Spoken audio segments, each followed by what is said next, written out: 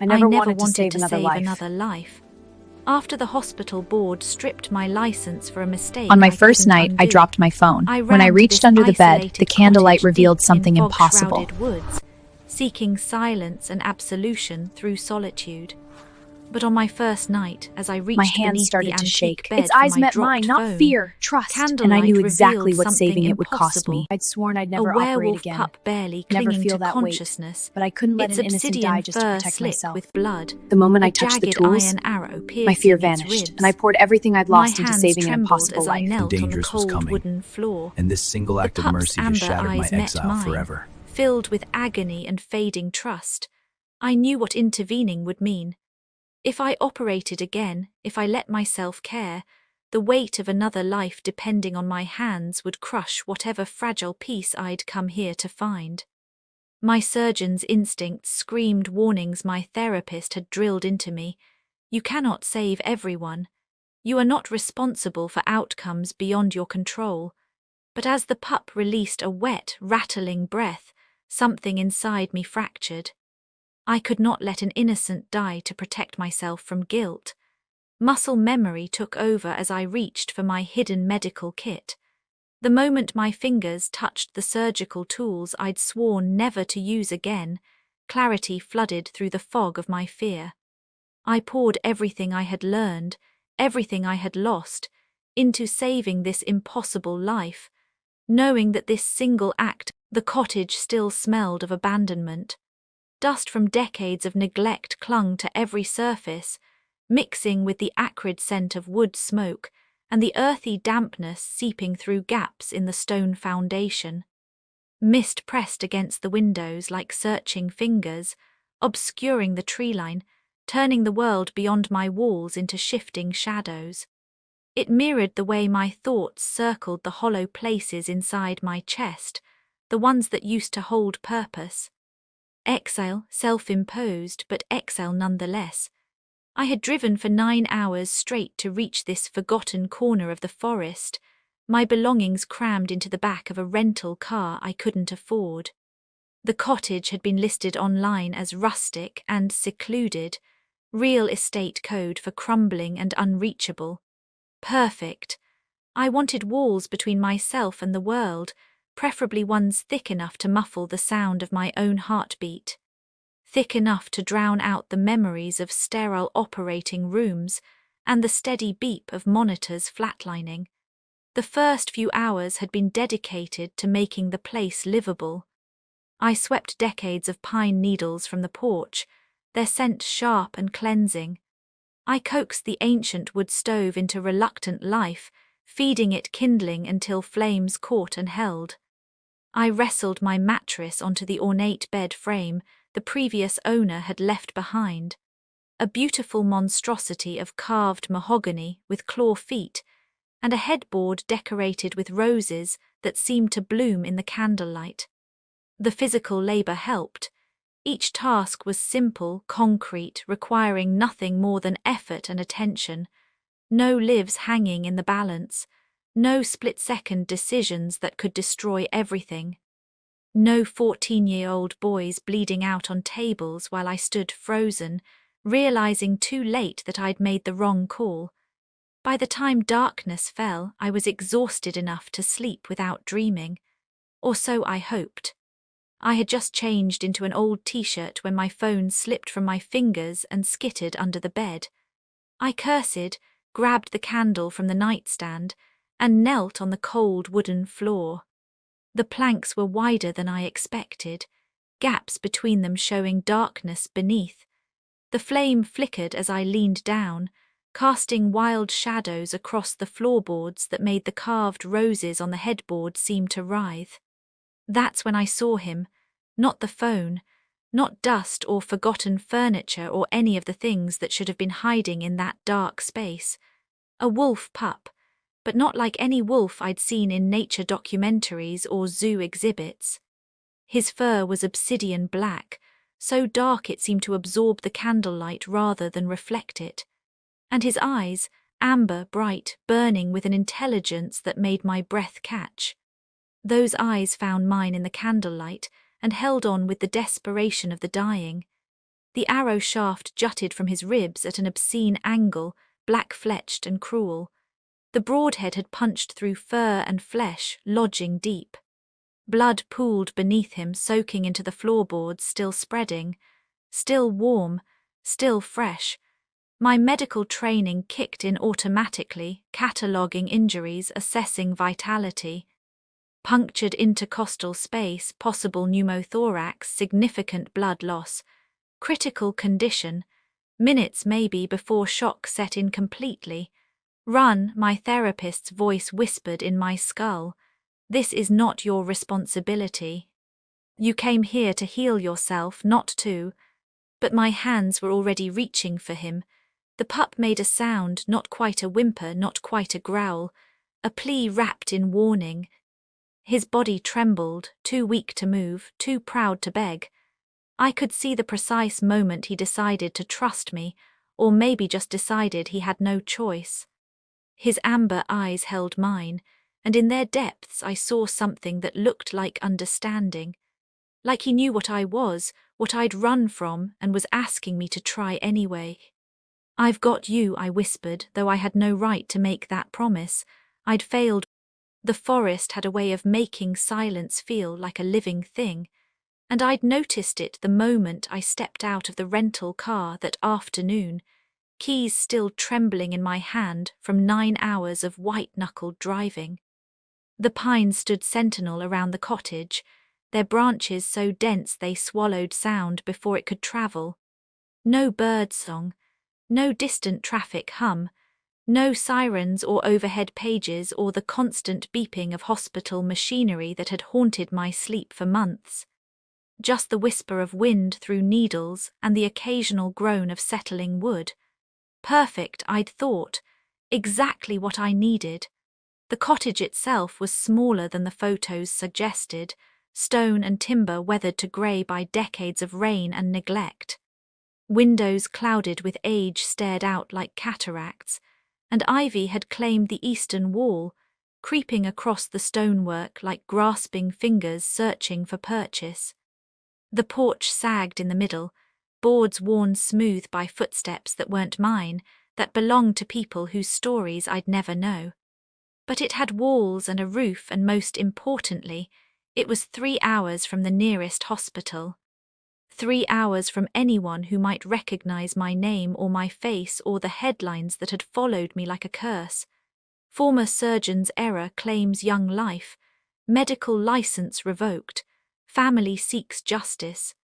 I shook the thought away and focused on the work at hand, sweeping, unpacking, making this shell of a place into something approximating a home. The physical labor felt good, honest in a way surgery had stopped feeling months ago.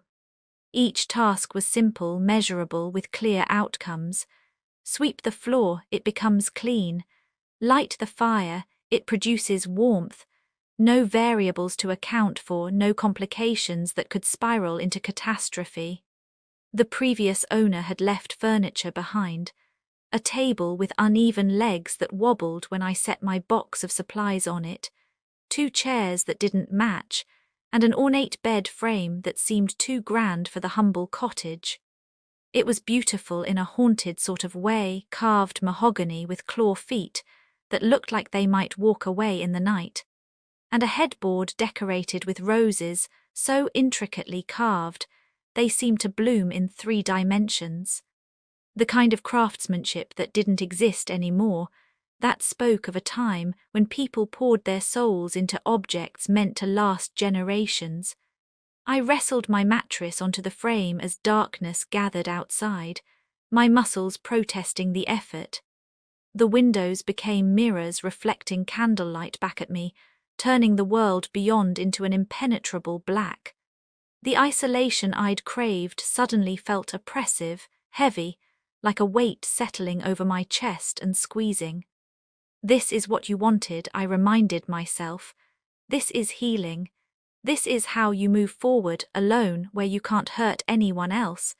By the time I changed into an old t-shirt, exhaustion had settled into my bones.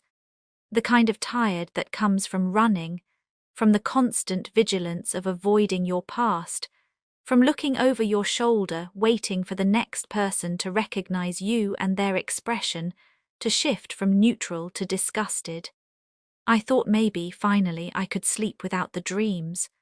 Without seeing his face, the boy on my operating table, 14 years old with his whole life ahead of him until I made a call too fast, missed the signs, let him bleed internally while I closed him up thinking I'd saved him.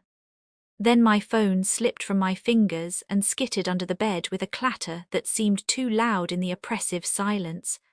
I cursed, grabbed the candle from the nightstand, and knelt on the cold wooden floor. The planks were wider than I expected, old-growth timber that spoke of a time before clear-cutting and mass production. Gaps between them showed darkness beneath, suggesting a crawl space or perhaps just the earth itself. The flame flickered as I leaned down, casting wild shadows across the floorboards that made the carved roses on the headboard seem to writhe and twist. That's when I saw him, not the phone.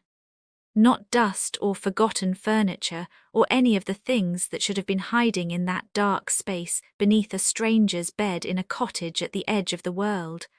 A wolf pup, but calling him simply a wolf felt wrong, inadequate. His fur was obsidian black, so dark it seemed to absorb the candlelight rather than reflect it, like looking into a hole in the world shaped like an animal.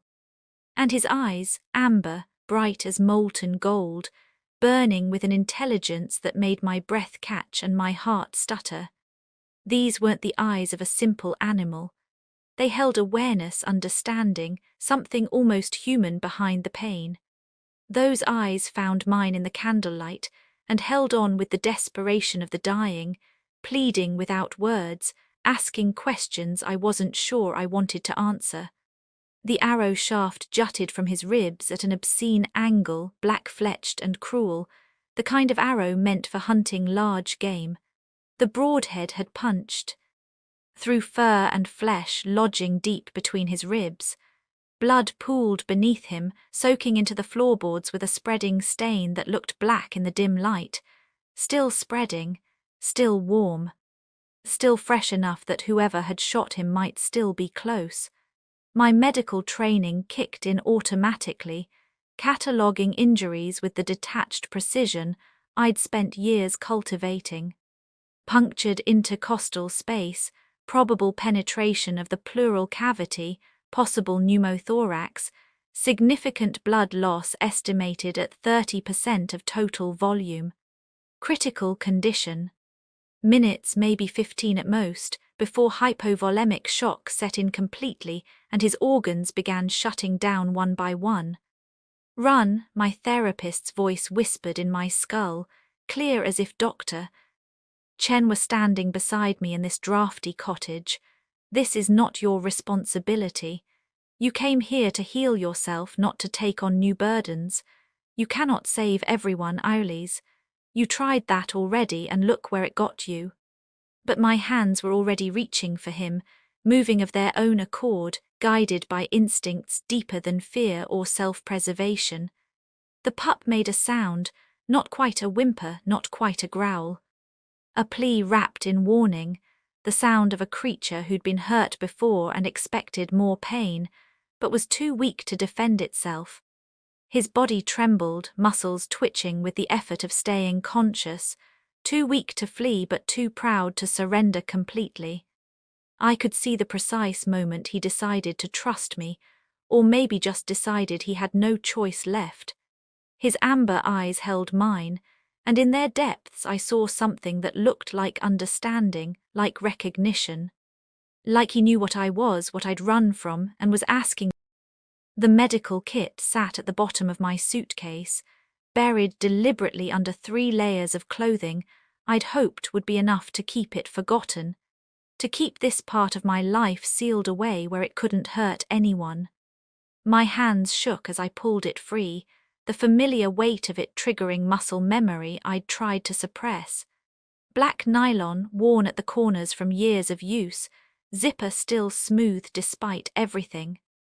I'd assembled this kit during my residency, back when I still believed I could save everyone, back when surgery felt like magic instead of hubris. I carried the pup to the kitchen table as gently as I could, cradling his small body against my chest, feeling his heartbeat flutter against my ribs like a trapped bird. He was heavier than he looked, solid muscle beneath the blood-matted fur, though still painfully light for what I suspected he truly was. I'd grabbed a blanket from the bed and spread it across the scarred wooden surface, creating a makeshift surgical field that would have made my former colleagues laugh. Or cry. The pup lay on the blanket, his breathing shallow and wet, each exhale rattling in his chest like dice in a cup. His amber eyes tracked my movements with surprising clarity for someone so close to death, watching as I unpacked instruments I'd sworn never to touch again. "Stay with me," I whispered, though I didn't know if he could understand words or just tone, just the desperation bleeding through my voice. "I know it hurts. I know you're scared, but you have to stay with me." The candlelight made everything harder, shadows jumping and twisting as I moved. I'd positioned 3 candles around the table, all I had, but their flickering flames turned simple tasks into exercises in frustration. I'd operated in state-of-the-art surgical theatres with halogen lights bright enough to bleach colour from the world, with a team of nurses anticipating my every need, with backup generators and equipment that cost more than most people's houses. Now I had 3 candles, no anesthesia, and a patient who might not even be entirely animal.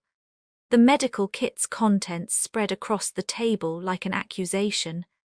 Scalpels in various sizes, forceps both delicate and heavy, surgical thread in different weights, antiseptic that filled the cottage with its sharp chemical smell, clamps, hemostats, needle drivers. Each tool held memories. The number 11 blade I'd used for my first solo appendectomy, the needle driver that had seen me through countless sutures, the hemostats I'd been holding when I realized I'd made the mistake that would end my career. I pushed the memories away and focused on the immediate problem. The arrow had to come out first, but removal would likely cause additional bleeding. I needed to be ready to control it immediately, to clamp bleeders before he lost what little blood he had left. I steadied the shaft with my left hand, examining the entry wound with fingers that had steadied despite my fear, despite the voice in my head screaming that I wasn't qualified for this anymore, that I'd lost the right to call myself a surgeon. The broadhead had punched between his ribs at an upward angle, missing the lung by millimeters. Lucky, if luck meant anything when you were dying under a stranger's bed with an iron arrow through your chest. Iron, not steel. The distinction nagged at me, though I couldn't say why. Who hunted with iron arrows anymore? The metal was softer than steel, less effective for piercing, more likely to deform on impact. Unless the iron itself was the point, unless whoever shot him had chosen the material deliberately for reasons that had nothing to do with hunting efficiency. "This is going to hurt," I told him, meeting those impossible amber eyes, seeing understanding flicker in their depths. "I'm sorry if I had morphine or even whiskey to dull the pain, but I don't. I have nothing to offer you except my hands, and they've failed before, but I'll try, I promise I'll try." He made a sound, low, rumbling, vibrating through his small body, almost like he understood, like he was giving permission or maybe just acknowledging the inevitability of pain. I gripped the shaft firmly, bracing myself, and pulled with steady pressure. The arrow came free with a wet, sucking sound that brought bile to my throat, the kind of sound that doesn't belong in the world of the living. Blood welled immediately from the wound, darker than it should be, almost black in the candlelight, flowing faster than I'd hoped. I packed the wound with gauze, applying pressure with one hand while reaching for the irrigation syringe with the other. My movements fell into the old rhythm, the dance I'd performed hundreds of times in dozens of operating rooms. Assess. Control bleeding. Clean. Repair. My hands knew what to do even when my mind screamed that this was impossible, that wolves didn't seek help under beds, that their blood shouldn't look quite so dark, that I shouldn't be doing this at all. But I was doing it, clamping bleeders with practiced precision, debriding damaged tissue, examining the wound cavity for debris or arrow fragments, irrigating with saline solution I'd mixed from supplies I'd brought for my own potential injuries. The wound was deep, but remarkably clean considering the violence of the arrow's entry. The broadhead had sliced between ribs without fracturing them, had somehow avoided major vessels despite passing through a space crowded with them. Lucky again, if I believed in luck anymore. I placed sutures with the precision I'd once been famous for, the skill that had made me chief resident, that had earned me recommendations and opportunities, and a reputation I'd destroyed in one moment of overconfidence. Each stitch was perfect, spaced exactly right, tension calibrated to hold tissue together without cutting off blood supply. My hands remembered even if I wanted to forget. Halfway through closing the wound, he shifted beneath my hands. Not the twitch of pain I expected, not the flinch of damaged nerves firing. Something else entirely. His form seemed to blur at the edges, fur rippling like water disturbed by a stone thrown from a great height. The candlelight caught something underneath, a suggestion of pale skin, of a smaller form, of something decidedly human beneath the wolf shape. For a heartbeat, maybe less, I could have sworn I saw the shadow of a child beneath the animal, fragile and terrified, caught between forms like a photograph double exposed. Then it was gone, and he was just a pup again, unconscious but breathing steadier, as if the transformation had never happened. My hands froze over the half-closed wound, the needle trembling between my fingers like a compass needle seeking true north. The surgical thread dangled, reflecting candlelight. "What are you?" I wanted to ask, wanted to demand answers to questions I hadn't known I should be asking. But the wound needed closing, and questions could wait until he wasn't dying on my kitchen table. I forced my hands to move, placing each remaining suture with care, tying off the surgical thread with knots my professors would have approved of, the kind of knots that wouldn't slip even if he transformed again. When I finally stepped back, my shirt was soaked with his blood and my own sweat, my hands cramping from holding instruments for so long. The pup's chest rose and fell in steady rhythm, not strong yet, not healthy but alive. Definitely, unmistakably alive. I'd saved him, for now. The realization hit me like a physical blow, like walking into a wall in the dark. I stumbled to the sink and vomited, my body finally catching up to what my mind had processed. I'd just performed surgery. On a creature that might be something more than animal, something from stories I'd dismissed as folklore. In a cottage in the middle of nowhere with no backup, no safety. Dawn came with fog so thick I couldn't see past the porch railing, the world beyond my cottage reduced to shifting grey nothing. I'd fallen asleep in the chair beside the table sometime during the darkest hours of night, my head on my arms, one hand still resting near the pup's flank so I could feel the reassuring rise and fall of his breathing. When I woke, sunlight filtered weakly through the windows, diffused by mist until it was barely brighter than the candles I'd let burn down to stubs. My neck screamed protest when I tried to move, muscles locked from sleeping in such an awkward position. My back felt like someone had run it through a wood chipper, each vertebra announcing its displeasure as I straightened. My right hand had cramped into a claw around the surgical scissors I'd apparently clutched all night, as if holding them might keep catastrophe at bay through sheer force of will. But the pup was still breathing. His chest rose and fell with reassuring regularity, the bandages clean and white against his obsidian fur, No blood seeping through to suggest internal bleeding or a missed vessel. Small victory, maybe, but I'd learned to appreciate small victories. They were often all you got. I'd started calling him Fenric in my head during the long night hours, though I didn't know why. The name had simply appeared, fitting him like the darkness fit the forest, like the silence fit the cottage. Something ancient and wild, something that belonged to forests and fog and things that walked between worlds. I needed coffee desperately. Water, something to clear the fog from my brain and the metallic taste of fear from my mouth. The cottage felt stuffy, close, the air thick with the smell of blood and antiseptic, and the particular scent of illness that came with injury. I shuffled toward the front door, planning to grab the water jug I'd left in the car the previous afternoon, maybe let some fresh air chase away the night's ghosts and the lingering smell of surgery. The stag stopped me cold, my hand frozen on the door handle. It lay across my porch steps like an offering at an altar, massive and dead, throat torn open in a wound too precise to be accidental, too clean to be the work of scavengers.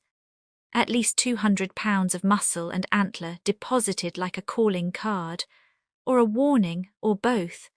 The animal's eyes were glazed with death, filmed over and empty, but its body was still warm. I could see steam rising from the gaping wound where something had ripped out its throat with surgical precision, the kind of kill that spoke of experience and intent. Blood dripped between the wooden slats of the porch, pattering onto the ground below in a rhythm like a ticking clock, like a countdown to something inevitable. My breath caught in my chest, trapped behind my ribs. I scanned the tree line with eyes that suddenly felt too wide, too exposed. I was aware, suddenly and terribly, of how vulnerable the cottage was, how thin its walls, how old its locks. The fog shifted and parted like a curtain being drawn back, revealing what had been waiting behind it all along. Eyes, yellow eyes, dozens of them, watching from the shadows between the pines. They floated in the mist like lanterns hung in trees, unblinking and patient, arranged in a semicircle around the cottage. Too large to be dogs, too intelligent to be ordinary wolves.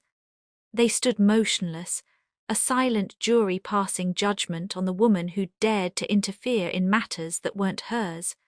The largest pair of eyes belonged to something massive, something that made my hindbrain scream warnings about predators and death. I could barely make out the shape behind them through the fog, a wolf the size of a small horse, its shoulders even with my waist if it were standing beside me. Grey fur shot through with silver and black, the alpha. I knew it without being told, the same way you know when lightning is about to strike, when a predator has marked you as prey. They didn't move toward me, didn't approach or threaten directly. They just watched with those terrible yellow eyes, patient as stones, as certain as winter. The message was clear, written in blood and silence. We know you're here. We know what you have. We're waiting. The stag wasn't a gift or peace offering. It was a demonstration, a declaration of capability. They could kill whenever they wanted. Bring down prey 5 times their size with throats torn out so cleanly, the animal probably didn't even have time to understand it was dying. Leave it bleeding on my doorstep like it was nothing, like it took no more effort than I'd take to leave a note. What would they do to me? The question echoed in my skull. What would they do to him?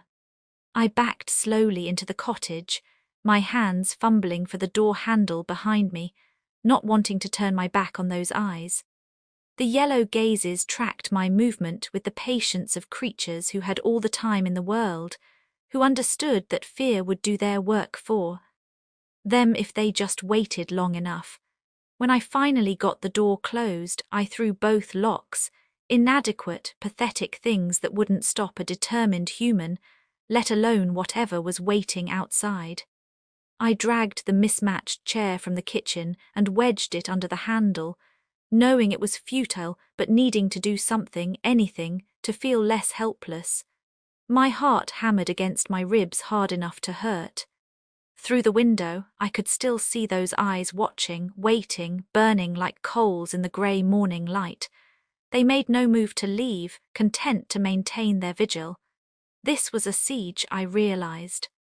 They'd settle in for however long it took, patient as predators who'd learned that waiting was often more effective than attacking. I turned from the window to find Fenric awake on the table, his amber eyes bright with something that looked like guilt. Or maybe resignation, or perhaps just the tired acceptance of someone who'd known this was coming all along. "They're here for you," I said. It wasn't a question, didn't need to be. He lowered his head to his paws in a gesture so human in its shame that it made my chest ache. A gesture of apology, of regret for bringing this to my doorstep. I moved back to the window and peered out again, unable to help myself. The wolves hadn't moved. They remained in their positions around the cottage, yellow eyes unblinking, forming a perimeter that looked less like a hunting formation and more like a prison.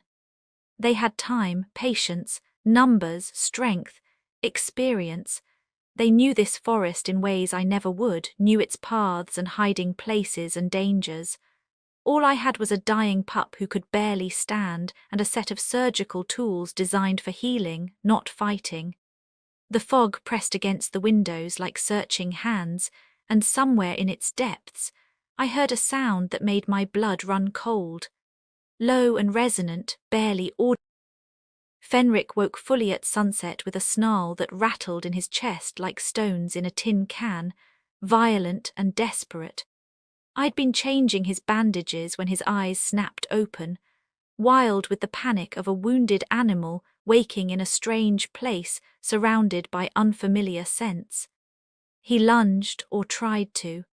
His weakened body managed only a pathetic scramble backward, paws scrabbling against the blanket for purchase that wasn't there, teeth bared in a grimace that exposed pink gums and canines too sharp and too long to be natural.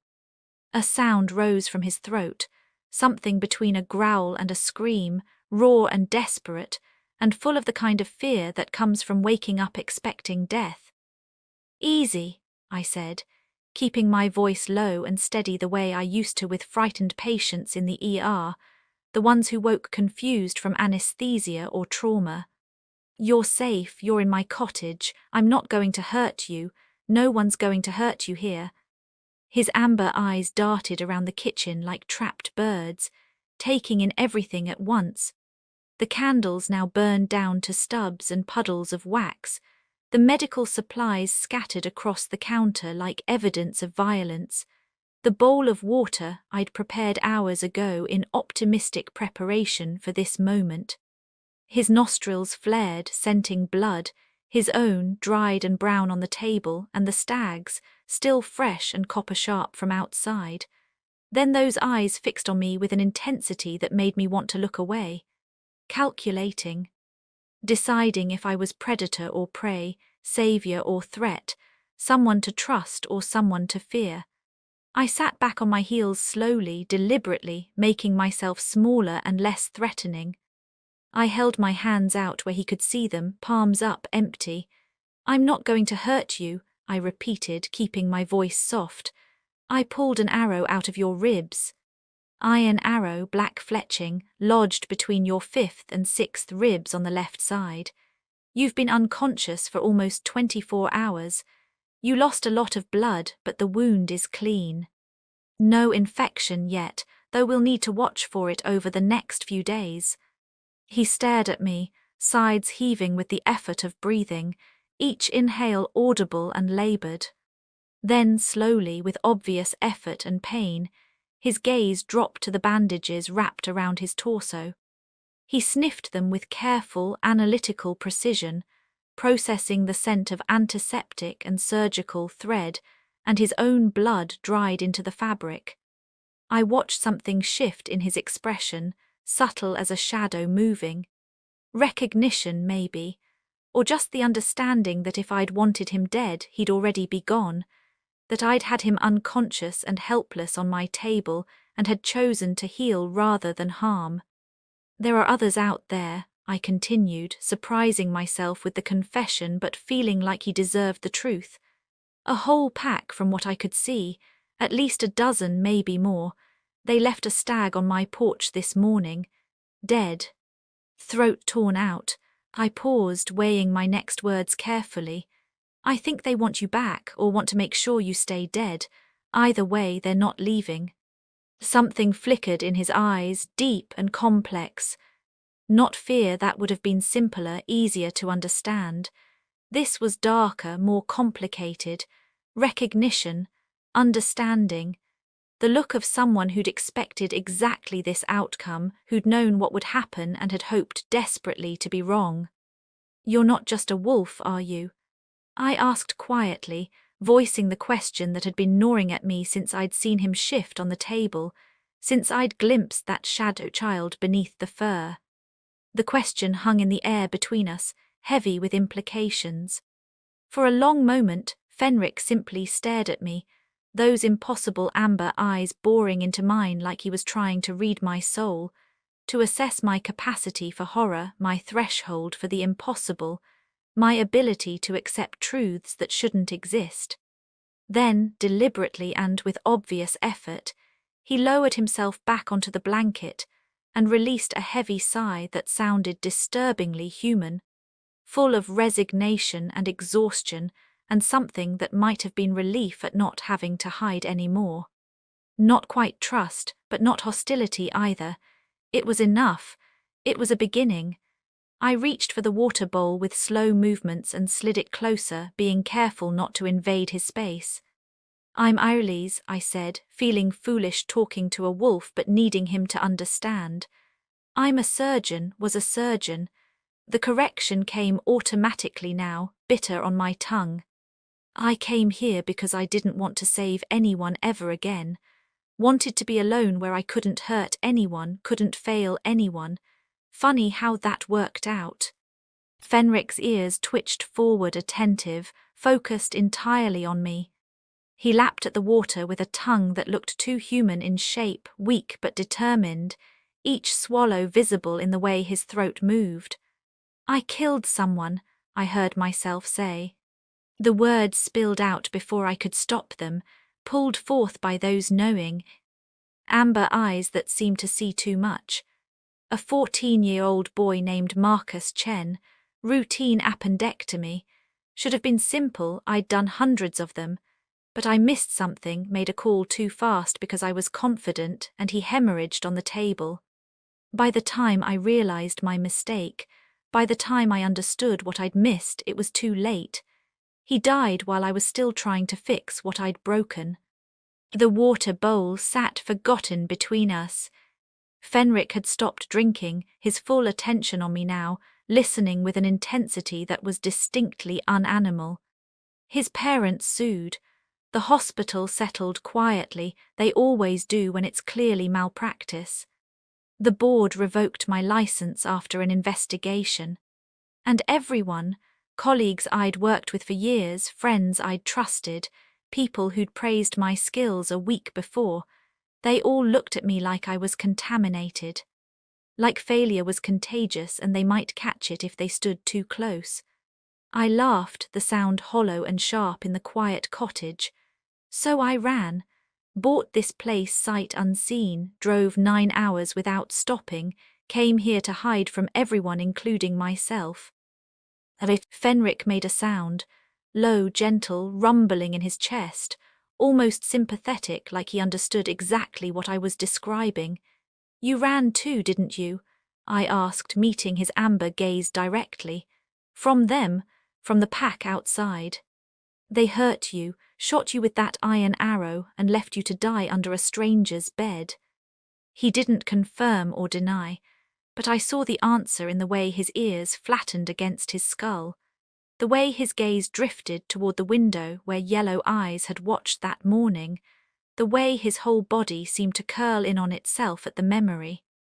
2 outcasts, I realized with sudden clarity, both running from packs that had cast them out, that had judged them and found them wanting.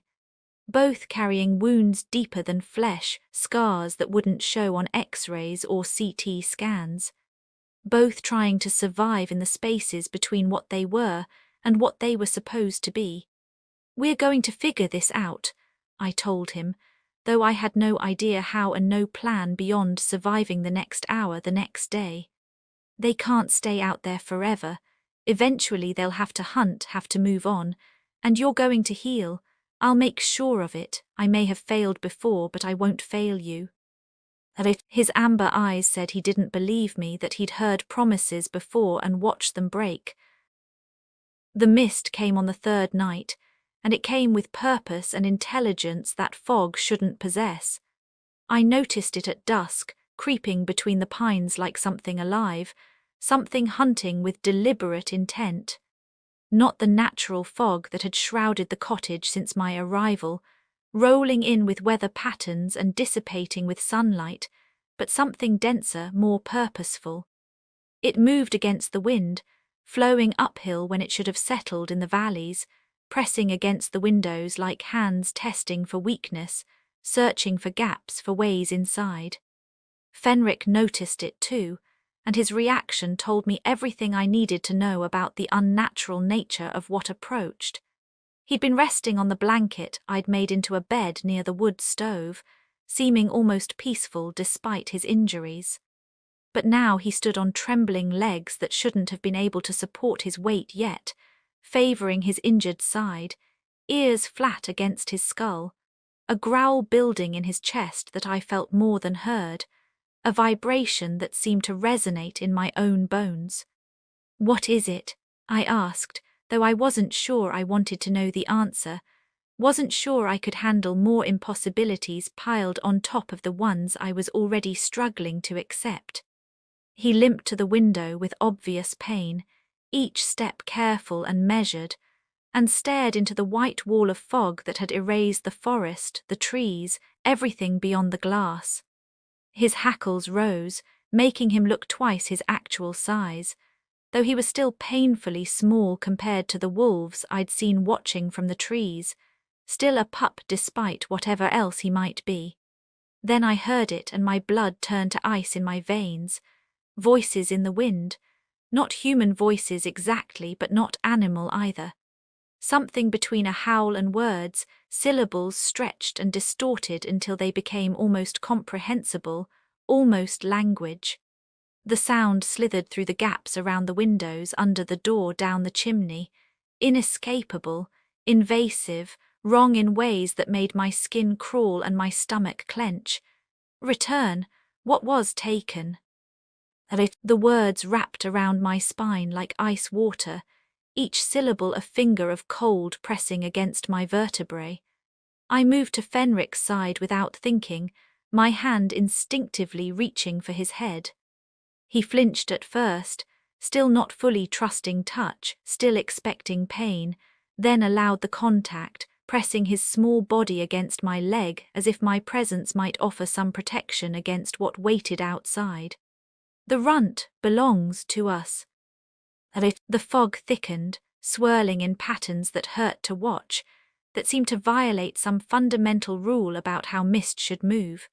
Shapes formed and dissolved in its depths, suggestions of wolves larger than any natural animal, of running figures that might have been human or might have been something else, of teeth and claws rendered in vapor. I could see yellow eyes materializing in the mist, dozens of them, circling the cottage in a slow, patient orbit that spoke of siege tactics and strategic thinking. "He's not yours anymore," I said to the fog, to the voices, to whatever intelligence guided this unnatural phenomenon. My voice sounded small and fragile against the chorus outside, but I said it anyway because someone had to. "You gave up any claim to him when you put that arrow through his ribs and left him to die." The response was immediate and violent. The fog surged forward, slamming against the cottage with physical force that rattled the windows in their frames, that made the walls groan, that sent dust raining down from the ceiling beams. The voices grew louder, more insistent, overlapping and echoing until they became a cacophony of demands and threats that seemed to come from inside my own skull. Thief. Interloper. He is pack property. Give him back. Or we take everything. Your blood for his. Your life for his worthless existence. Fenric whimpered, the first truly vulnerable sound I'd heard from him since that first night. He looked up at me with those amber eyes, and I saw fear there. Not of pain or death, I think he'd already made peace with those possibilities, but fear of something worse, something more fundamental. Of being returned to whatever had put that arrow through his ribs.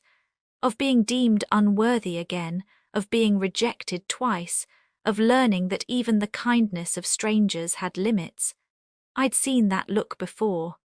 In the mirror, every morning since the hospital board had stripped my license. The look of someone waiting for the world to confirm what they already believed about themselves. That they weren't good enough, that they'd never be good enough, that they were fundamentally flawed in ways that couldn't be fixed. No, I said louder this time with more conviction than I felt. I crouched down beside Fenric and wrapped my arms around his small body. He's staying with me.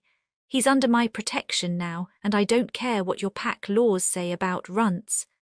Or weakness or whatever justification you're using. He's not going back to you.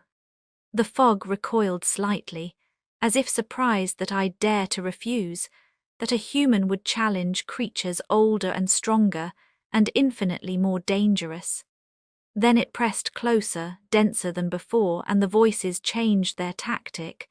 They stopped demanding and started promising, painting pictures with words, showing me futures. You cannot keep him safe. We are patient. We are many. And if you are alone, we will be here when your food runs out, when your water is gone, when your candles burn down to nothing, when your courage finally breaks. You are so alone. That last word echoed through the cottage, bouncing off the stone walls, settling into my bones like a cold that would never warm. Alone. I'd come here seeking exactly that, craving the isolation, the freedom from responsibility, the safety of having no one depend on me.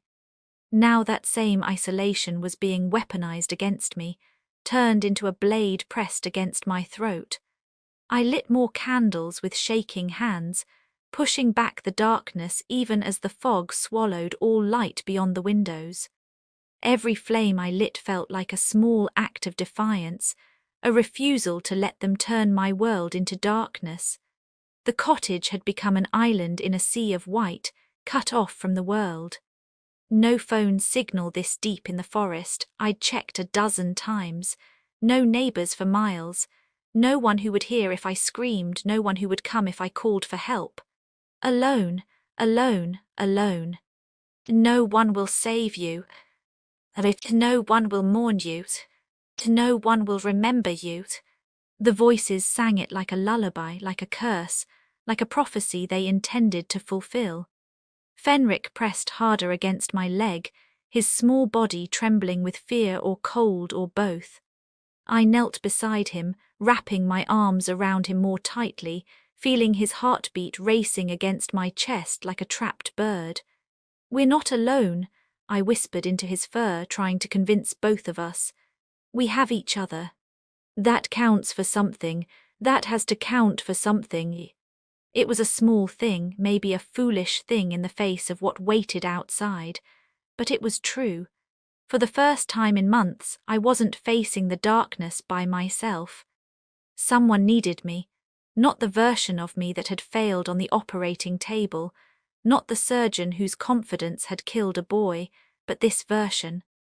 The one with shaking hands and a cottage full of candles, the one who'd chosen to save instead of hide, the one who was willing to stand between a wounded pup and the pack that wanted him dead. The fog continued its assault through the long hours of night, the voices never silent, never still. They spoke of pack lore and blood debt, of runts and weakness, of culling the unworthy. They painted pictures with words, what they would do if they got inside, how they would make me watch as they tore Fenric apart, how they would take their time with me after, how they would make an example of the human who'd dared to interfere in wolf business. I held Fenric tighter and refused to listen to the specifics, though the tone was enough to make my skin crawl. By dawn, the fog hadn't lifted, if anything it had grown denser, but the voices had faded to whispers, as if even supernatural wolves needed to rest their throats. Fenric had fallen asleep in my arms at some point, exhausted from fear, his small body finally relaxing, trusting me to keep watch while he was vulnerable. I carried him back to his blanket by the stove as gently as I could, trying not to jostle his healing wound, and checked his bandages with fingers that had steadied sometime during the night's vigil. The wound looked good, clean, healing, pink tissue where there should be pink tissue, no spreading redness, no heat that would suggest infection. He came on the fourth night, when the fog was thickest and the darkness most complete, and his presence announced itself before I could see him. I was heating soup on the wood stove, trying to coax Fenric into eating something more substantial than water. He needed calories to heal, needed protein to rebuild damaged tissue, when every candle in the cottage flickered in perfect unison. Not from a draught, not from wind finding its way through cracks in the walls. The air had gone utterly still, pressure dropping like it does before a storm, before lightning strikes. The flames bent sideways, straining away from something outside, leaning like trees before a hurricane. Fenric's reaction was immediate and visceral and terrifying in its intensity. He scrambled backward so fast he nearly tore his stitches, claws scrabbling for purchase on the wooden floor, a sound ripping from his throat that was pure undiluted terror. Not the wariness he'd shown before, not simple fear. This was the primal fear of prey recognizing its predator, of the hunted knowing the hunter has arrived. I turned toward the window and felt my heart stop, actually stop for a beat before lurching back into rhythm too fast. A wolf stood there, and calling him massive felt inadequate. He was enormous, big enough that his shoulder reached the top of the window frame, big enough that he had to have weighed 300 pounds or more. His fur was silver grey, shot through with black like storm clouds, and his eyes were molten gold, ancient and knowing, holding intelligence and cruelty, and something that might have been amusement. They fixed on me through the glass with an awareness that made my skin crawl, that made every instinct scream at me to run. This wasn't an animal. This was something that wore the shape of a wolf the way I wore clothes, as a convenience, as a choice, not as a constraint. The alpha, he didn't move, didn't bare his teeth or scratch at the glass or do any of the things a normal animal might do. He simply stood there, enormous and patient and absolutely certain of his dominance, waiting for me to understand what his presence meant. The fog swirled around him like a living cloak, parting and reforming at his command, as if even the weather deferred to his will. When he spoke, I heard it clearly despite the closed window, despite the walls between us. Not with my ears, but deeper, in my chest, in my bones, in the parts of me that still remembered what it meant to be prey, to be at the bottom of the food chain. Give me the runt. His voice was gravel and smoke, ancient as stone, carrying the weight of centuries. Each word felt like a physical thing pressing against my sternum. My hands clenched at my sides, nails digging into palms. Behind me, Fenric had gone completely still and silent, barely breathing, trying to make himself invisible through sheer force of will. I could feel his terror like a physical thing, filling the cottage like smoke. "No," I said, the word coming out steadier than I felt. The single syllable fell between us like a stone into still water, sending ripples through the moment. The alpha's eyes narrowed, golden irises constricting. You do not understand what you harbor, human. He is weak, flawed, born wrong, shaped wrong. He carries sickness in his blood, instability in his bones. He's a child, I shot back, surprised by the strength in my voice, by the anger that was suddenly burning away fear. Wounded and afraid and abandoned. Whatever laws you have, whatever rules your pack follows, they don't justify murder. They don't justify putting an arrow through a child's ribs and leaving him to die alone. If pack law is older than your understanding, older than your species' tenure on this earth.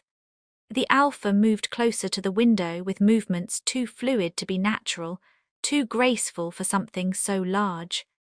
His breath fogged the glass, obscuring my view of those terrible golden eyes for a moment before the condensation faded. The weak are culled. It is mercy, not cruelty. It is necessity, not malice. He would suffer more if allowed to live among us, never fully accepted, never fully whole.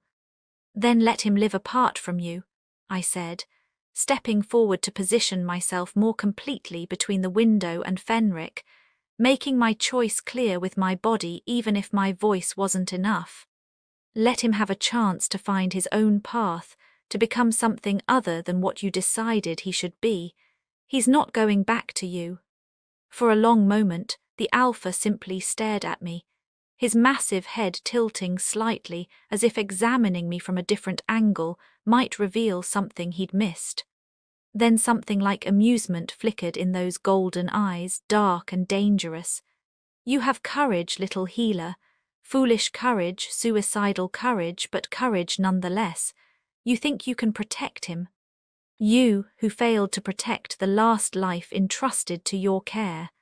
The words hit like a physical blow, driving the air from my lungs. He knew. Somehow he knew about Marcus, about my failure, about the wound I carried that wouldn't heal. I started, but he cut me off. Yes, I know, we know many things, we who run beneath the moon. We know you came here to die slowly, to let guilt consume you in isolation. And yet here you stand, defending a creature you don't understand, taking on a fight you cannot win. Curious. If I failed once, I said, forcing the words past the tightness in my throat. That doesn't mean I'll fail again. That doesn't mean I should stop trying. How long can you try, I wonder? The question hung in the air, weighted with certainty. We do not tire, little healer. We do not leave. We do not compromise. We will be here when your supplies run out, when your candles burn down to nothing, when your courage finally cracks under the weight of sleepless nights and constant fear. You are alone, you cannot win. Something snapped inside me. Maybe the stress of the past 4 days, maybe the memories of every time I'd been told I wasn't enough, wasn't strong enough, wasn't worthy enough. Maybe it was seeing Fenric cowering behind me, already defeated before the fight had even truly begun, already accepting that he wasn't worth saving. I'm not alone, I said, voice shaking but clear, growing stronger with each word. I have him and he has me. That's more than you're offering. That's more than he had when he was bleeding out under my bed, abandoned by the pack that should have protected him. The alpha's expression changed subtly, golden eyes widening almost imperceptibly. Not quite surprise, but something close to it, like I'd done something unexpected. He tilted his massive head the other way, studying me with renewed interest, as if I'd suddenly become more than just an obstacle to be removed. The runt is defective, human. His transformations are unstable, unpredictable. He will never be fully wolf or fully human. He will be caught between, suffering until the end of his days. That is not life, it is torture. Maybe that's not a defect, I said, the words coming from some place deeper than thought, some truth I hadn't known I believed until I spoke it. Maybe that's just different. Maybe being caught between isn't torture. Maybe it's just another way of being whole. Different has no place in the pack. The pack requires unity, conformity, strength that can be predicted and controlled. He will never have that. Then maybe he doesn't belong in your pack, I said, and the truth of it rang through the cottage like a bell. Maybe he belongs somewhere else, with someone else. Maybe he belongs here. The words hung between us, and I realized I meant them. Fenric didn't belong with wolves who saw him as broken, who would rather see him dead than different, who measured worth in conformity rather than character. He belonged here with me, another outcast learning to survive, learning that different wasn't the same as defective. The alpha was silent for a long time, those golden eyes boring into mine with an intensity that felt like he was reading my soul, weighing my resolve, measuring my capacity for commitment. When he finally spoke, his voice carried a note of something I couldn't quite identify. Warning maybe, or respect, or perhaps both. You have chosen your path, healer. Know that I gave you a chance to walk away, a chance to reclaim your solitude. Remember that when we come, and we will come, you chose this. I've spent months walking away from everything, I said quietly, meaning it with every fiber of my being. Walking away from responsibility, from connection, from anything that might hurt me again. I'm done running. I'm done choosing safety over what's right. The alpha held my gaze for one more heartbeat too, as if committing my face to memory or perhaps offering some final assessment. Then he turned with impossible grace for something so large and melted into the fog. His massive form disappeared as if he'd never been there at all, absorbed by the mist, though the impression of him lingered, in the disturbed fog patterns, in the silence that felt too heavy, in the way Fenric still trembled behind me. I waited until I was absolutely certain the alpha was gone before my legs gave out. I sank to the floor, adrenaline draining away like water from a broken vessel, leaving me hollow and shaking, and somehow more alive than I'd felt in months. The infection started on the 5th morning, and it came with a vengeance that mocked all my careful surgical technique. I woke to find Fenric shivering violently on his blanket, his fur soaked with sweat that shouldn't exist on a wolf, his small body racked with tremors so intense I could hear his teeth chattering. When I pressed my hand to his forehead, to the part that was forehead, that sometimes looked almost human in certain lights when his form wavered, the heat radiating from his skin made me gasp. He was burning up, temperature easily over 104, maybe higher. No, no, no, I muttered, already scrambling for my medical kit with hands that shook from more than just sleep deprivation. Fever meant infection, and infection in a wound like his, in these primitive conditions with my limited supplies, could be fatal. All my careful suturing, all my hours of work, might amount to nothing if bacteria had established a foothold. I peeled back the bandages with trembling fingers, praying I'd find pink healing tissue, knowing even as I did so that I wouldn't. The wound had been clean yesterday, pink and healthy and approximating well. Now the edges were angry red, radiating heat, weeping fluid that wasn't quite pus but wasn't healthy either. The skin around the sutures felt hot and tight, swollen with inflammation. Fenric whimpered, his amber eyes glassy and unfocused, pupils dilated.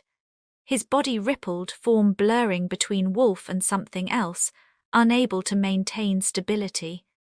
I caught glimpses of a child's pale shoulder, a boy's thin arm, a human face twisted in pain, before the wolf shape reasserted itself with visible effort. The fever was breaking down whatever control he had over his dual nature. "Stay with me," I begged, cleaning the wound as best I could with my dwindling antiseptic supplies. But I knew my medical kit was inadequate for this. I had antiseptic, had gauze and bandages, but no antibiotics. Nothing strong enough to fight what was taking hold in his body, what was spreading through his bloodstream. I needed help. Real medicine. Or, My grandmother's voice echoed from childhood summers spent in her cottage upstate, learning about plants and their properties while she tended her garden. Moonroot grows in the deep woods, child, by the old stones where water runs cold, grows in shadow and tastes like earth. Boil the root and it draws out poison like nothing else, draws out infection better than any medicine doctors have. I dismissed it as folklore then, as old wives' tales told by a woman who distrusted modern medicine. Now it might be Fenric's only chance, my only option besides watching him die while the infection spread through his small body. The forest beyond my cottage was where the pack waited, where yellow eyes watched through the fog, where patient hunters circled. Going out there was suicide. Every instinct screamed at me to stay inside, to keep the walls between me and the wolves. But staying here and watching Fenric die was impossible. I couldn't do it, wouldn't do it. I loaded my pockets with supplies, matches in a waterproof container, the kitchen knife I'd been using to cut bandages, the small garden trowel I'd found in the shed. I wrapped Fenric in every blanket I had and stoked the fire high, feeding it until the wood stove glowed. "I'll be back," I promised, though his fever-bright eyes didn't seem to see me, seemed to be looking at something else, something I couldn't see. "I promise I'll come back, don't give up on me." The fog was thinner in daylight but still present, clinging to the ground like cobwebs, swirling around my ankles as I stepped off the porch. I followed the sound of running water, remembering my grandmother's instructions with a clarity born of desperation. Near the old stones, where water runs cold, where the earth remembers what it was before humans came.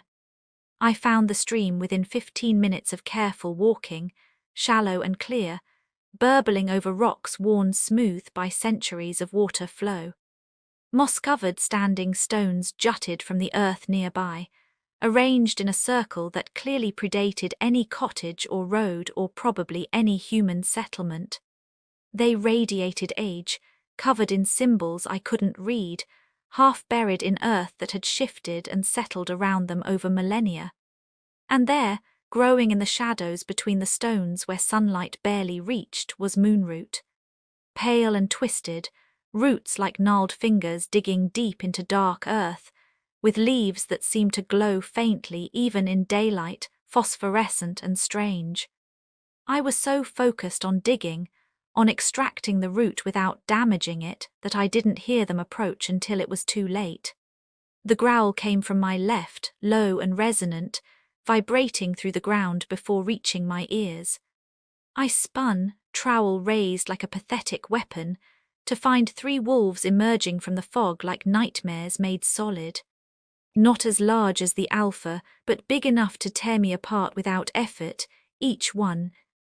Easily twice my weight, all muscle and teeth and predatory focus. They didn't attack immediately. Instead they circled, patient and coordinated, cutting off escape routes with the efficiency of predators who'd hunted together for years. Testing me, assessing whether I'd run or fight or freeze. I clutched the moonroot I'd managed to extract, its pale surface already staining my hands with sap that tingled against my skin. My heart hammered so hard I thought it might crack my ribs. "I just need medicine," I said, hating how my voice shook, how small I sounded against 3 creatures built for killing. "Then I'll go back. I'm not trying to escape. I'm not challenging you, I just need this one thing." The largest wolf, a female with rust-coloured fur and scars across her muzzle that spoke of fights survived, lowered her head, not submissive, preparing to lunge. I saw the muscles bunch in her shoulders, saw the moment of decision in her yellow eyes.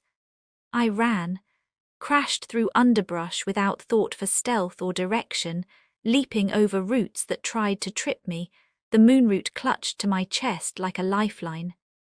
Behind me I heard them give chase, their paws thundering against the earth in a rhythm that spoke of speed and power and inevitability.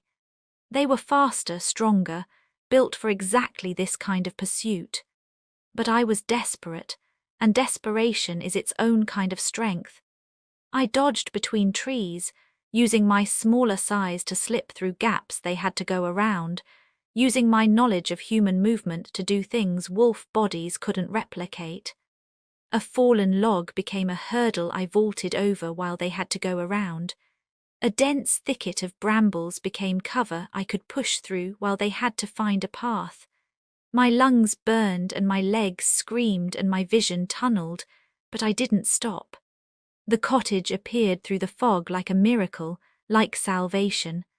I burst through the door and slammed it shut just as claws scraped against wood, just as teeth snapped where my ankle had been a second before.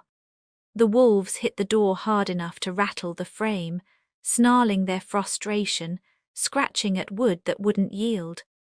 I sagged against the door, gasping, the moonroot still miraculously intact in my hands, my heart trying to beat its way out of my chest. Fenric was worse. His breathing had become laboured, each inhale rattling in his chest like broken glass. His form kept shifting, unstable, caught between shapes, wolf to boy to something between to wolf again, like watching a television with bad reception. His amber eyes, when they opened, didn't recognize me. I worked faster than I ever had in any operating room, driven by terror and determination in equal measure. Boiled water on the stove until it rolled. Peeled and chopped the moonroot with the kitchen knife, its pale flesh releasing a smell like earth and winter. Created a poultice that smelled ancient and powerful, something that belonged to a different age. Applied it to the wound while Fenric thrashed weakly, too sick to understand I was helping, his body fighting me on instinct. "Please work," I whispered, holding him still with hands gentle but firm. "Please, please work. I didn't come this far to lose you now." The fever broke just before dawn after the longest night of my life. They came on the 7th night with violence and purpose, and they came for blood. I'd known it was coming, had felt it building like pressure before a storm. The fog had grown denser each day since my trip to the Standing Stones, the voices more insistent, the yellow eyes more numerous in the darkness beyond my windows. The pack's patience, never abundant, had finally run out completely. The first crash came from the kitchen just after midnight, glass shattering in an explosion of sound, wood splintering, the terrible sound of something massive forcing its way through a window frame meant for light and ventilation, not invasion. I grabbed Fenric, stronger now but still weak, still healing, and ran for the bedroom with my heart in my throat. "Under the bed," I gasped, dragging him toward the ornate frame where I'd first found him 7 nights ago. "Where I found you, get under there now." He tried to resist, growling deep in his chest, wanting to fight despite his size and injuries, despite the fact that he'd lose against even one adult wolf, let alone a pack. But I pushed him, forcing him into the shadowed space beneath the bed with hands that shook. His amber eyes stared up at me, terrified and defiant and pleading all at once. "Stay there," I commanded with all the authority I could muster. "No matter what happens, no matter what you hear, you stay hidden. Promise me." Then I turned to face what was coming with nothing but determination and improvised weapons. They poured through the broken kitchen window like smoke made flesh, like nightmares given form. 5 wolves, then 7, then too many to count in the candlelight and chaos and my own fear. They spread through the cottage with methodical efficiency, searching, destroying, coordinating with intelligence that was distinctly inhuman. "The runt!" the alpha's voice echoed from somewhere in the fog outside, amplified somehow, filling the cottage. "Bring me the runt, now." I stood in the bedroom doorway, my medical kit at my feet, heart hammering so hard I could feel my pulse in my fingertips. I'd thought about this moment during the long nights of waiting, had planned for it with the desperate creativity of someone who knows they're outmatched. thought about what weapons a surgeon might possess against wolves, what knowledge I had that they didn't. Fire, chemicals, knowledge of anatomy and pain and what hurts most. My hands found the bottles I'd prepared over the past few days, isopropyl alcohol from my medical kit, lamp oil from the kitchen, antiseptic that was 90% ethanol. I'd torn strips of cloth from spare bed sheets and stuffed them into the bottle necks. Molotov cocktails, crude, desperate, effective if I could just get them lit and thrown before the wolves reached me. The first wolf rounded the corner, lips pulled back in a snarl that exposed too many teeth, yellow eyes fixed on me with predatory focus. I lit the cloth with shaking hands and threw with all my strength. The bottle shattered against the hallway floor in a spray of glass and liquid, alcohol igniting in a whoosh of flame that sent the wolf yelping backward, fur smoking. The fire spread across the wooden planks, creating a barrier between the bedroom and the rest of the cottage, buying me precious seconds. "You want him," I shouted, lighting another bottle with hands that were steadier now, driven by adrenaline. "You go through me first. You'll have to kill me to get to him." They tried, God, they tried. Wolves leaped through flames, fur smoking and smouldering, eyes wild with pain and determination and pack loyalty. I met them with fire and broken glass, with my surgical scalpel slashing at muzzles and eyes, with a ferocity I didn't know I possessed, that came from some primal place that cared about nothing except protecting what was mine. One wolf got past my defenses, moving too fast, taking advantage of a moment when I was focused on another threat. It slammed into me hard enough to knock me backward, hard enough that my head cracked against the wooden floor with a sound that seemed too loud, stars exploding across my vision. The wolf loomed over me, massive and terrible, jaws opening wide, going for my throat the way they'd torn out the stags. A black blur erupted from beneath the bed like vengeance incarnate. Fenric, small and wounded but fierce beyond all measure, latched onto the larger wolf's throat with teeth that seemed longer than they should be, sharper than they'd been. He wasn't big enough to kill it, not nearly strong enough, but the surprise gave me the time I needed. My hand found the lamp oil bottle I'd dropped, fingers closing around glass. "Fenric, move," I screamed. He released immediately and scrambled backward, trusting me in that instant without question. I doused them both with oil and lit another cloth with fingers that fumbled. The attacking wolf fled, howling, trailing flames and the smell of burning fur. The others retreated, regrouping in the hall. Beyond the fire barrier, I could hear them pacing, snarling, planning another assault. The fire had created a temporary barrier, but it wouldn't last forever. The wood was old and dry, might catch and burn the whole cottage down. And I was running out of bottles, running out of options. Enough. The alpha's voice cut through the chaos like a blade, absolute and commanding. The other wolves fell silent immediately, their ears flattening in instant submission to authority that transcended discussion. He appeared in the doorway, too large for the frame, having to duck his massive head to enter. The flames didn't seem to bother him, didn't make him hesitate. He walked through them like they were mere illusion, like physical laws didn't apply to him, his golden eyes fixed on me with something that might have been respect or might have been annoyance. "You fight well, little healer. Better than I expected from one so small, but this ends now. You are outnumbered, out of weapons, out of time. Your courage is admirable but futile." He was right. My hands were empty, my bottles spent, my makeshift arsenal exhausted. The flames were already dying, leaving only smoke and ruin and the smell of burned wood. But I stepped forward anyway, placing myself between the alpha and the bed where Fenric hid, making my body a final barrier. "Then you'll have to kill me first," I said, meaning every word. "Because I'm not moving, I'm not surrendering. You'll have to go through me and I'll fight you every step of the way." The alpha regarded me for a long moment. I closed my eyes and waited for teeth and death, waited for pain and the end of everything.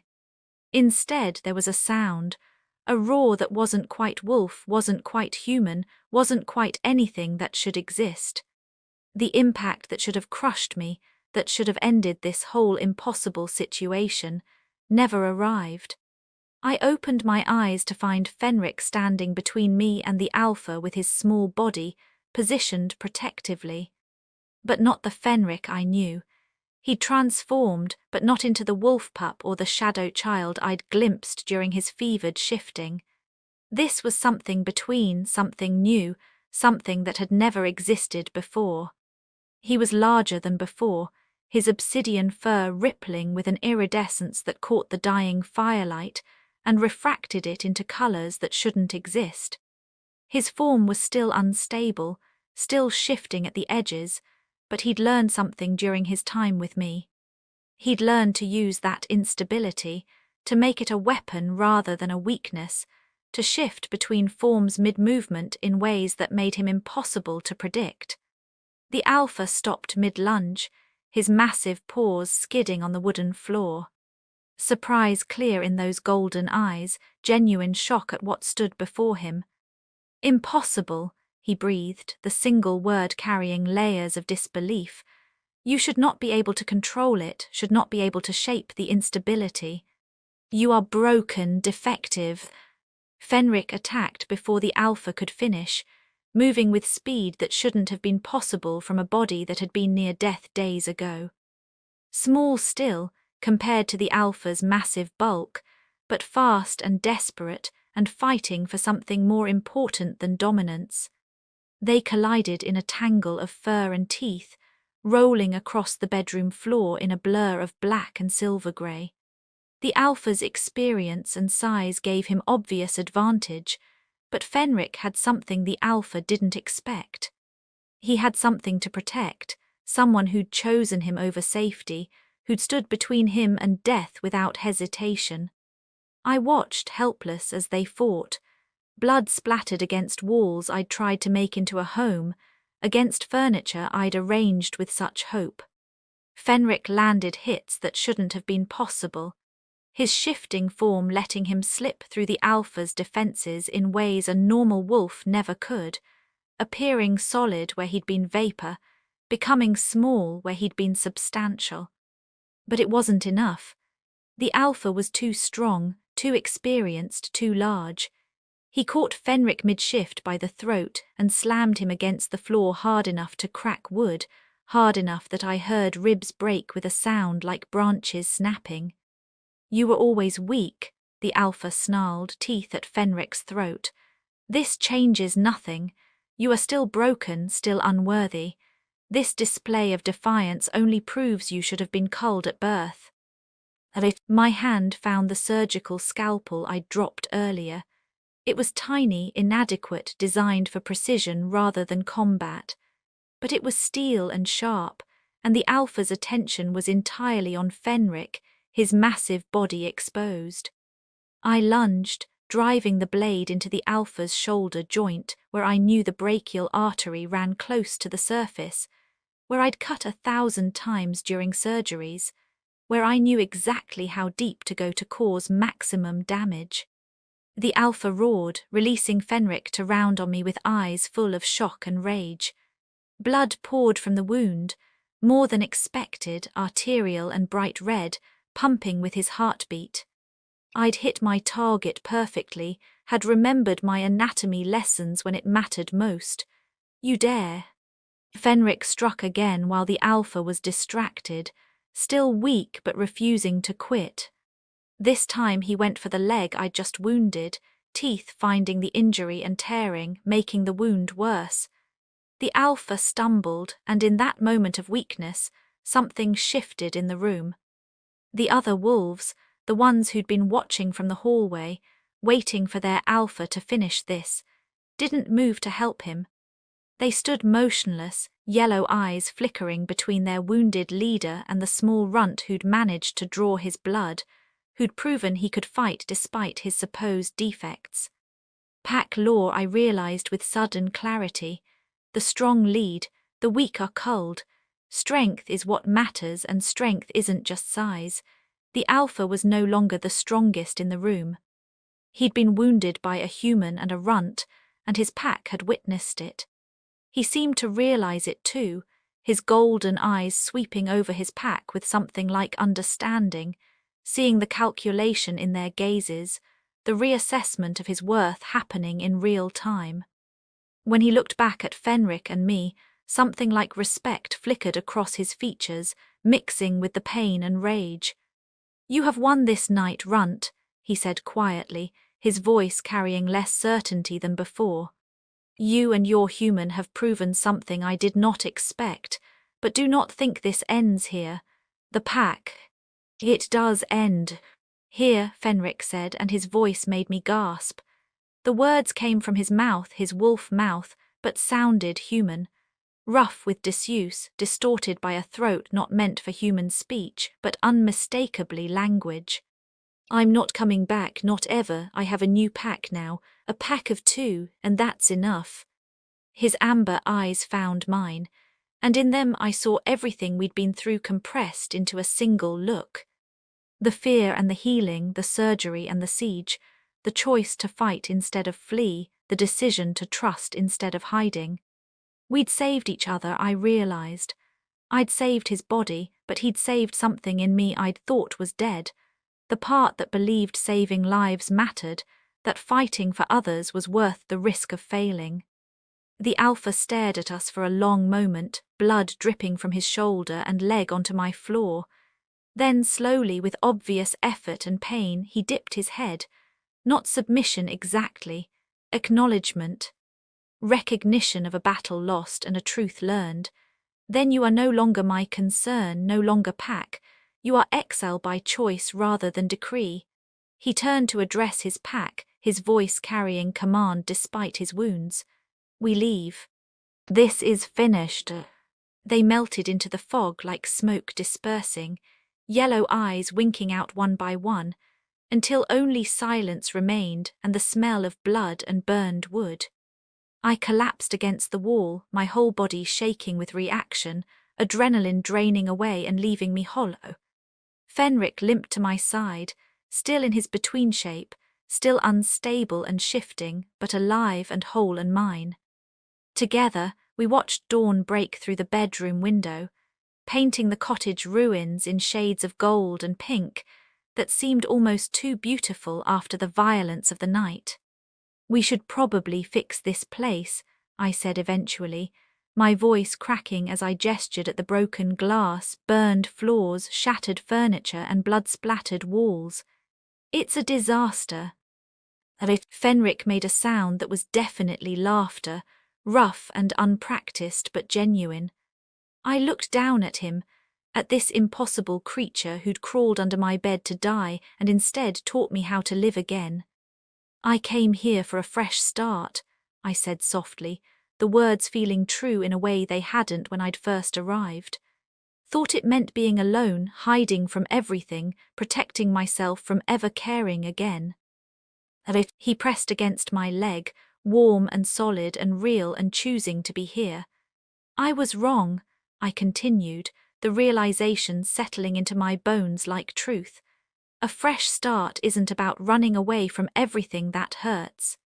It's not about isolation or safety or never risking anything.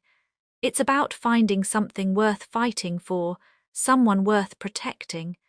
It's about choosing connection even when it's terrifying."